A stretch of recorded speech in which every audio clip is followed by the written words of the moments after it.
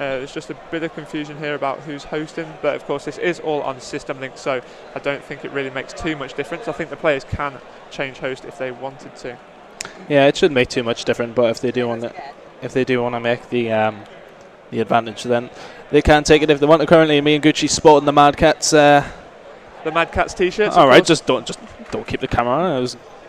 I was plugging for the EGL and everything, and they took the camera off us. I'm not impressed, really. Yeah, this championship is sponsored by Mad Catz, so it is officially the EGL Mad Catz Modern Warfare 3 Championship here in Blackpool. Yeah, it's been a good event so far. As everybody can see, the stream has definitely improved, especially with the big screen behind us, and of course we have all the screens along the bottom. And we're going to jump back into this game when we get it. So it is actually going to be Search and Destroy on Carbon, and let's see what Fear can do in this game. See if they can close this out 2-0. Of course, a lot of people have been talking about the bracket, and about one side of the bracket being absolute hell, really. I think we have Fear, Optic, Prophecy, Dignitas, and Dignitas all in the same side. And you've also got perhaps an outside team there with the Gataga's team, Team Mythics, PMP, Gataga, Daredevil, Lowen, and Carnage. That's also a force not to be reckoned with. It's strange how we go into an event and say one of Gataga's team is the outside. I know. But I don't think they've had a lot of practice. I've, of course, got taken a lot of his concentration onto YouTube at the moment, which is fair enough if you had that amount of subscribers. Definitely. I completely understand why he's decided to focus on that. But here they've come for the play, but I don't think their team was too happy. Again, the brackets.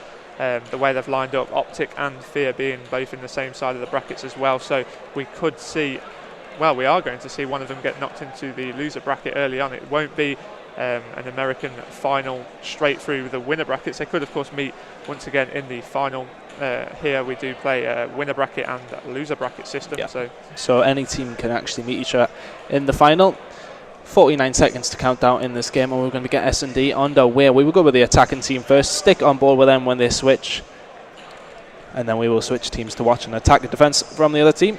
We're going to go on board with John straight away. He's going to use the ACR or red dot sight, and of course we will not be casting too much on the S&D. We might be talking about little bits and bobs, I think. We might go off subject a little bit because we can't talk too much about their position.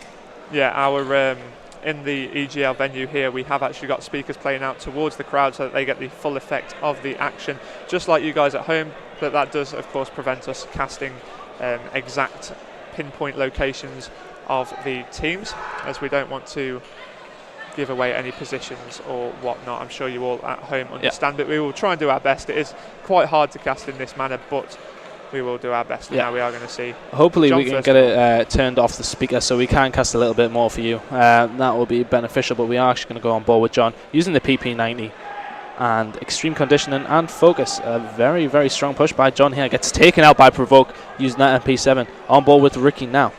Yeah, I'm sure Total Fluke will want to take a few rounds off Fear here. Of course, it will be their prime opportunity after a 7-0 victory to Team Fear on Capture the Flag. I'm sure they will feel a little bit more confident on S&D. As I have said, renowned for their S&D practice, but Fizzer already dead now. Ricky has taken down Provoke. It's currently 3 versus 2 in favour of Total Fluke, I believe. It is. We're on board with Ricky now, still using that MP7. Not using any attachment on the gun, which is a thing we tend to see in the EUC. And of course, they would be using extended mags. Extended mags on an MP7 for me is a bit overkill, if anything. But we do see Ricky looking towards the bomb site area, and he's going to pick up the gun, go for it, and he's going to get the kill on Matt. Nice little headshot by him there. He's going to advance forward to see what he can do with this bomb now.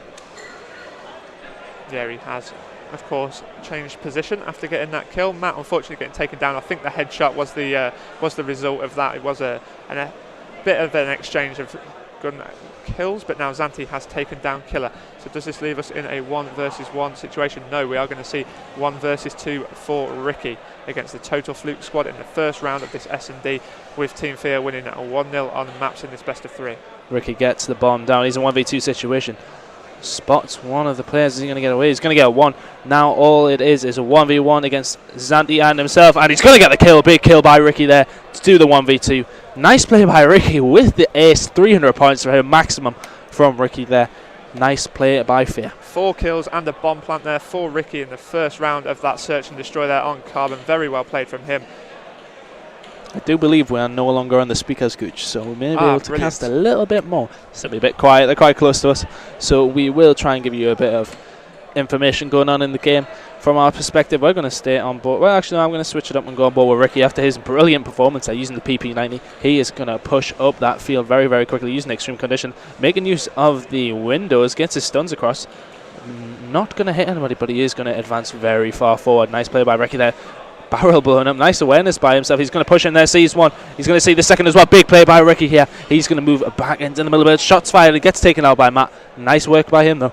Yeah, Ricky, of course, early push up the middle map, does manage to take down 2, and that does leave his team in a very favourable position on the defence as well. So now we are on board with Fizzip, who is just holding in the middle map. Every time I call out positions, I think I'll just drop my voice down a little bit because, of course, we are sat in between the two sides. Speakers are no longer on in the venue, though, so that does mean that we can give you a little bit more specific casting.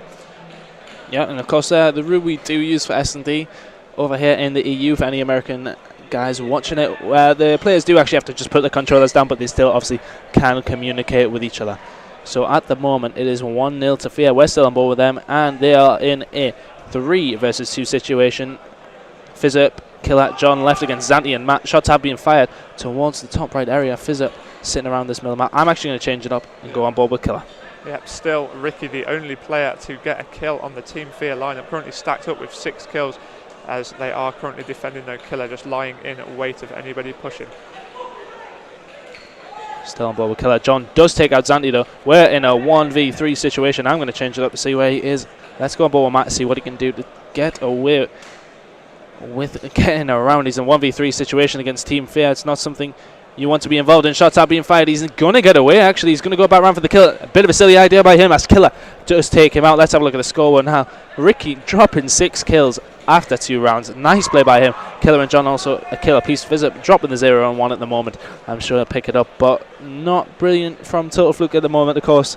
Very unfortunate for them due to the fact they do actually have to play a team in the first round. Their very first game at LAN, their first LAN event, they have come head-on-head with Team Fear. Of course, this is Team Fear's first UK LAN event, however, they are very well practiced in the field of Call of Duty, but now we are on board with Total Fluke, see what they can do as they are on the defence. They look very strong in the first line of defence to start with, but then of course Ricky with that 1v2 in the first round did actually change things up a little bit, but I'm on board with Provoke, who does manage to see Ricky now. Ricky has been shut down and goes for Fizzip with a 2-piece, but does get taken down, so now kills being exchanged between the two sides. Fizzip left, but has been taken down by Zanti. So Total Fluke have got their first round on the board here on Search and Destroy Carbon. Can this be the change around for them? Who's going to change it up to Fizzip to see if he can do that 1v3, but nice shots by Zanti there, obviously using focus as his aim did not falter. Takes out Fizzip, that is 2-1 to Fear. We're going to stay on board with Total Fluke though, see what they can do on this attacking round, and let's see who's doing well for them. Zanti, let's go on board with Zanti, see what he can do. Let's see how Zanti can continue his good form on this S&D. I think was he the player that came top on the... no, I don't think he was. I think it was actually Provoke who came top for Total Fluke in the first map.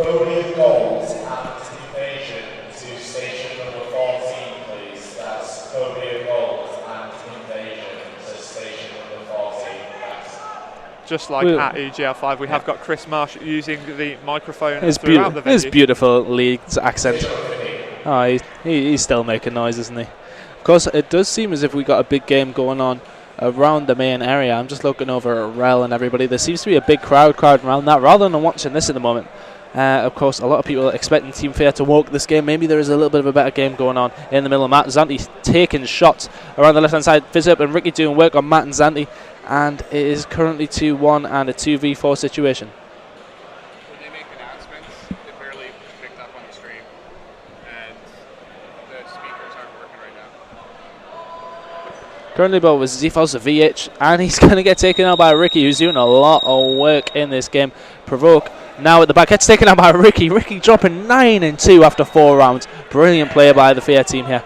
Ricky is going ham right now. He's playing so strong. 9 kills in just 4 rounds with the bomb plant as well. He's playing ever so well for Team Fear, and they are 3-1 in the lead. We are going to switch things over, go on board with them. Now, last time we actually went on board with Ricky, he did unfortunately die quite quick, but not before he took it down 2 kills. Now Fizzip going for an instant grenade over the top.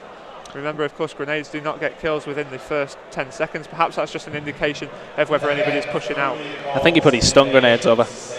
Oh no, it was a smoke. He did actually put the smoke in, and he gets the kill with that grenade. What is that about? He chucks it up in the air and manages to get the kill. Provoke taking out Ricky. John taking out Provoke in turn. Shots being fired by Fizz up there, and he's going to move forward. Shots being fired all through the tin buildings. There's a big play by Fear here, who are going to push for the bomb, and now it's a 1v3 situation to keep Total Fluke in the game. My own ball was Zanny, who gets taken out by the by the barrel. Nice play by John then. That is going to be 4-1 to Team Fear and 2-0. There we are. Team Fear have won their first game 2-0 fairly convincingly there. They won 7-0 on the capture the flag, and then 4-1 on the search and destroy. We are expecting the two sides now to go over and shake hands. There seems to be a little bit of animosity coming from the Total Fluke side. Remember, they do drop now into the loser bracket. There is still plenty of opportunity for them to advance through and go on and still potentially win this, because of course you can fight your way through the loser bracket. Teams just going over, shaking hands. Ricky there after a great S&D game. Yeah, he was really phenomenal in that game there. And well, we're going to go to a quick break, and I think we do actually have the PHP/Mythics team coming up on stream next. I'm not too. I think they are actually. Yeah, I think we are having Fear. Yeah, I think we've got PMP Mythics versus Fear next round. So that'll be a good game, guys. We're going to go to a very quick break here from EGL. I'm Tony. I'm with Gucci. Don't go away.